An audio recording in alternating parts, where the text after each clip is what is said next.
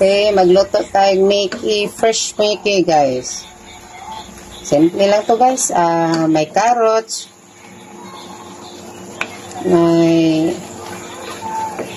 repolyo, konting karni. Yan lang ulam namin ngayon. Okay. Next, lagyan ko to repolyo guys para ready to eat na. Next, repolyo na naman ilagay. Last na to guys, pang tayo na sahog. Repolyo or cabbage. Yan. Kahit paano guys, makakain ang mga kabataan ng gulay. Kaya ganito ang diskarte para makakain sila. Ihalo natin sa pansit. Wala silang magawa, kainin na lang talaga nila to kasi may karne. So, mga kabataan ngayon, hilig sa karne.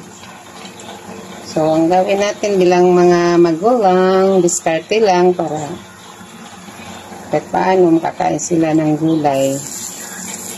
Importante ang gulay. Yun, lapit na tumaluto. May kaunti siyang sabaw para kahit paano may sabaw.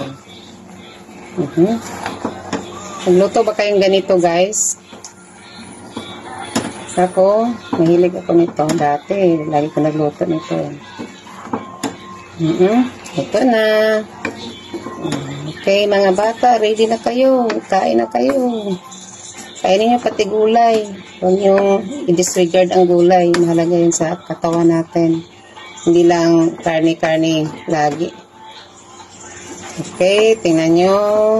Sana masarap to. Sana magustuhan. Pero lahat ng luto ko guys, nagustuhan naman nila kahit paano. Yan naman, yan lang ang matuwa tayo na magustuhan ang luto natin sa mga anak ko, buong pamilya. Alam na nila akong nagluto. Pag magbili ako sa labas guys, malaman nila na hindi ako nagluto. Halatang sa labas na bili. Pero kung ako ang nagluto, ikaw nagluto nito no? Bakit? Masarap eh. Ay, salamat naman. Thank you guys. Dito lang tayo. Yan, finished product guys. Bilis lang magluto. Pag ganitong menu, mabilis lang.